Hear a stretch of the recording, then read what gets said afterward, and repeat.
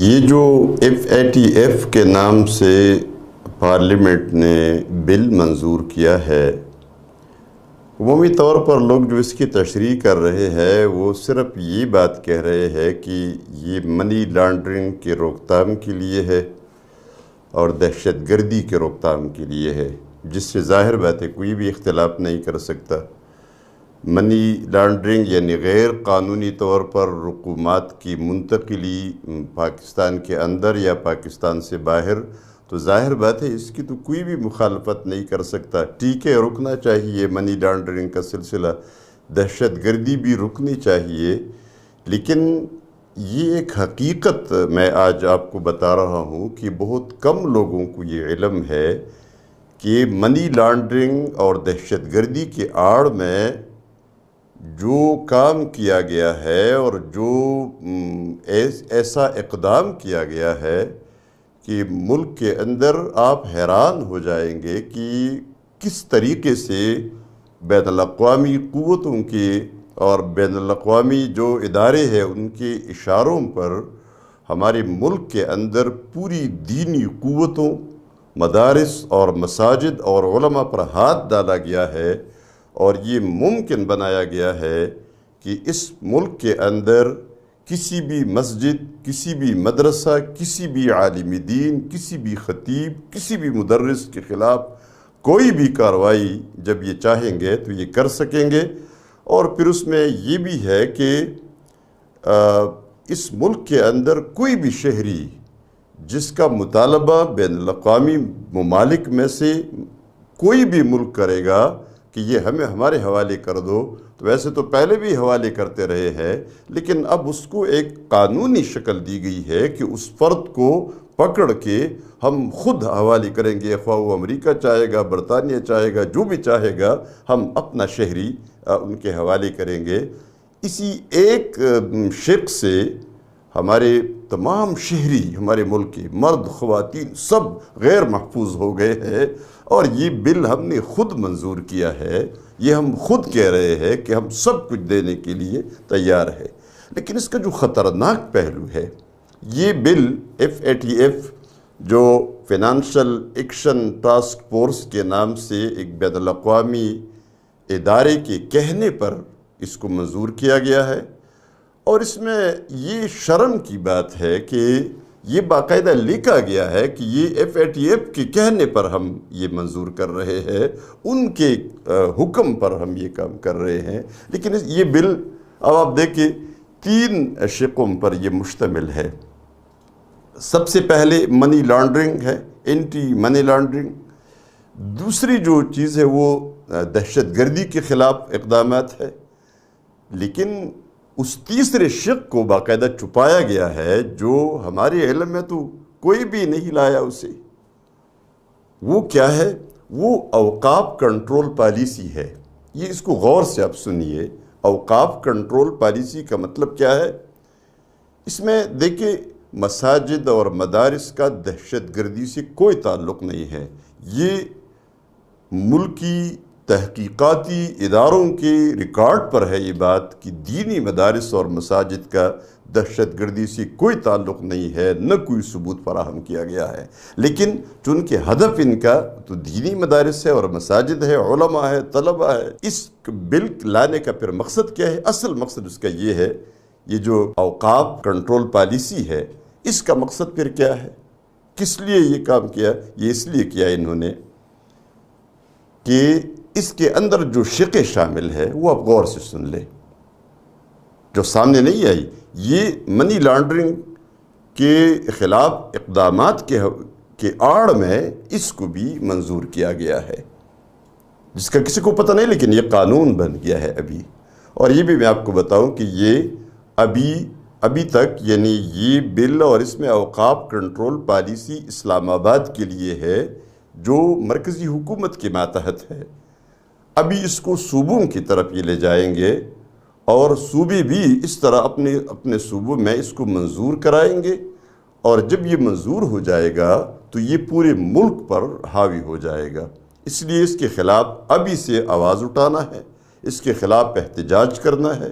اس کے خلاف ایسی مؤثر آواز اٹھانی ہے تاکہ اسلام آباد میں بھی، کیوں اسلام آباد کوئی امریکہ کی ملکیت تو نہیں ہے، اسلام آباد کوئی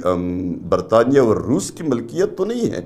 ہماری زمین ہے، ہماری جگہ ہے، مرکزی حکومت کسی اور اس پہ تو نہیں چل رہی، یہ ہماری ہی حکومت ہے، یہ اسلام آباد ہمارا ہے۔ لیکن یہ وہاں سے آہستہ آہستہ پورے ملک پر اس کو محیط کر دیا جائے گا۔ اب دیکھیں اس میں اوقاف کنٹرول پالیسی میں کیا ہے؟ پہلی بات اس میں یہ ہے کہ جو وقف زمین ہے اس پر مسجد یا مدرسہ تب ہی بن پائے گا جب وہ وقف اوقاف میں رجسٹرڈ ہوگا۔ یہ مدارس اور مساجد والے سب جانتے ہیں کہ اس کا مقصد کیا ہے کہ سب سے پہلے اس کو اوقاف میں رجسٹر کرنا ہوگا۔ جب تک وہ اوقاف میں رجسٹرڈ نہیں ہے اس وقت تک اس پہ کوئی بھی مدرسہ یا کوئی بھی مسجد نہیں بن سکے گی اور وہ غیر قانونی تصور ہوگی۔ دوسری بات اس میں یہ ہے کہ جو شخص مدرسہ کو فنڈ دے گا یا کسی مسجد کو فنڈ دے گا وہ سب سے پہلے یا فنڈ دینے کے بعد اپنا منی ٹریل دے گا۔ اس کا مقصد یہ ہے، منی ٹریل کا مقصد کیا ہے کہ اس سے پوچھا جائے گا، وہ جواب دے گا کہ یہ پیسہ وہ کہاں سے لے کر آیا ہے، یعنی کہاں سے کما کر لایا ہے، کیا اس نے اس پیسے کا ٹیکس ادا کر دیا ہے، کیا وہ FBR میں رجسٹرڈ ہے، یہ اس کے اندر باقاعدہ شامل ہے۔ اور وقف زمین کا مکمل ریکارڈ دینا ہوگا۔ جو شخص زمین وقف کر رہا ہے، جس کو وقف کیا جا رہا ہے، وہ اس زمین کا مکمل ریکارڈ دینے کا پابند ہوگا۔ اور اگر کسی موقع پر مسجد والے یا مدرسہ والے، جو لوگ مسجد بنا رہے ہیں یا مدرسہ بنا رہے ہیں، وہ اپنے فنڈز دینے والوں کے بارے میں یہ تفصیلی معلومات نہ دے سکے تو یہ عمارت خود بخود حکومت کے قبضے میں چلی جائے گی اور ان لوگوں کو اس پر کوئی اختیار نہیں ہوگا، حکومت اس کو قبضہ میں لے گی۔ اور اس میں یہ بھی ہے کہ تعمیر ہونے کے بعد بھی جو ابھی تک مدارس مساجد تعمیر ہو چکے ہیں ان پر بھی یہ قانون لاگو ہوگا کہ ان سب اداروں کو، مساجد کو اوقاف میں رجسٹر کرانا ہوگا، اور جب تک اوقاف میں رجسٹرڈ نہیں ہوگا تو اس وقت تک اس پہ کوئی مسجد مدرسہ نہیں بن سکے گا، اور جو بنے وہ غیر قانونی تصور ہوں گے۔ اسی طرح جو مساجد اور مدارس کی کمیٹیاں ہیں، جو ذمہ داران ہیں، جو انجمنیں بنی ہے ان کے جو ذمہ داران ہیں، ان میں سے ہر ایک ذمہ دار کے ہر معاملے میں ویریفیکیشن لازمی ہوگی۔ وہ کیا کرتا ہے، کیا کہاں سے کماتا ہے، کتنا کماتا ہے، کیا وہ ٹیکس ادا کرتا ہے۔ اس لیے یہ ساری تفصیلات ان کو دینی ہوں گی۔ جو شخص مسجد کو یا مدرسہ کو فنڈ دے گا وہ اگر ان تفصیلات میں سے کوئی بھی چیز نہ دے سکے،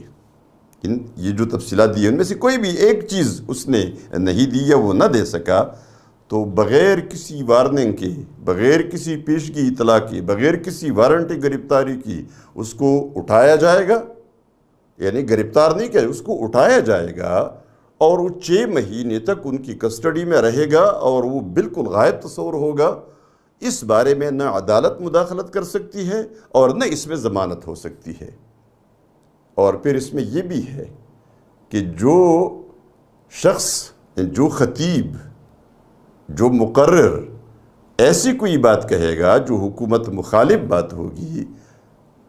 تو اس کو 6 مہینے کے لیے اسی طرح اٹھایا جائے گا، یعنی اس پر یہ لاگو ہوگا۔ اب دیکھیں یہ بل منظور ہو گیا ہے، اب اگر یہ بل اسی طرح امپلیمنٹ ہوتا ہے تو اس کا نتیجہ کیا ہے، مقصد ان کا کیا ہے؟ یہ سارا اس لیے ہے تاکہ کوئی بھی مسجد کو زمین نہ دے سکے، کوئی مدرسہ کے لیے زمین نہ دے سکے۔ یہ جتنی مدارس ملک میں بنے ہیں، جتنی مساجد بنی ہیں،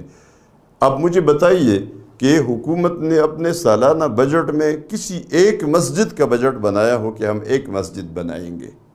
کوئی مسجد، کوئی مدرسہ نہیں۔ لیکن جو عام مسلمان مسجد کو زمین وقف کرتے ہیں، مدرسہ کے لیے زمین وقف کرتے ہیں تاکہ وہ یہ وقف نہ کر سکے،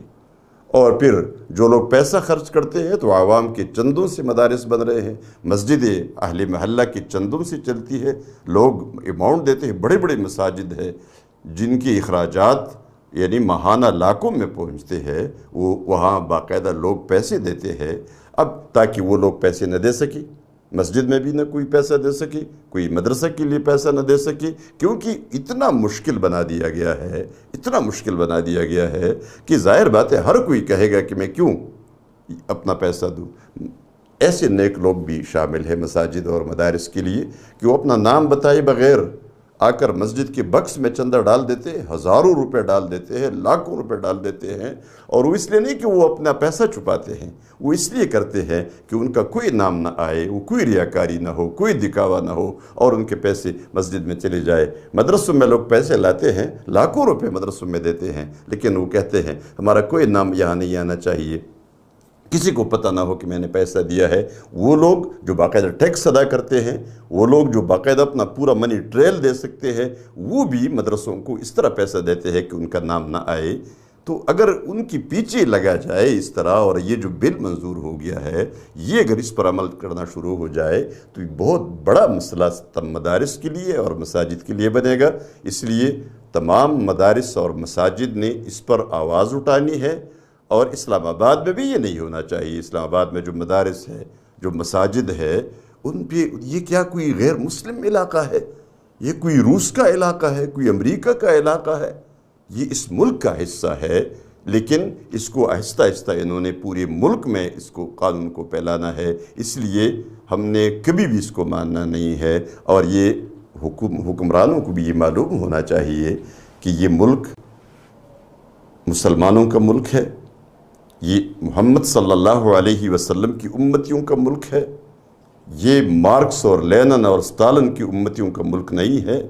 یہ امریکہ کی زمین نہیں ہے۔ اس کے لیے لاکھوں مسلمانوں نے اپنے خون کا نذرانہ دے کر اس ملک کو حاصل کیا ہے۔ اس میں لا الہ الا اللہ کے نظام کے سوا کوئی نظام نہیں چل سکتا۔ یہ مدارس اور یہ مساجد چلیں گے، یہ علماء ہوں گے، اور آپ کو معلوم ہونا چاہیے کہ آپ ان مدارس اور ان مساجد اور ان علماء اور طلباء کے بغیر کوئی بھی حرکت اس ملک کے اندر نہیں کر سکتے۔ یہ آپ بانگی دھول سن لے، اچھی طرح سن لے، اور اس پہ غور کرے اور اس پہ سوچے کہ اگر اس ملک کی امن و امان کو آپ کا مقصود اور مطلوب ہے، اس ملک کے اندر کوئی افراتفری اور فساد نہیں چاہیے آپ کو، تو آپ کو مساجد اور مدارس کے خلاف کوئی ایکشن نہیں لینی ہے، ورنہ یہ ملک پھر اس طرح نہیں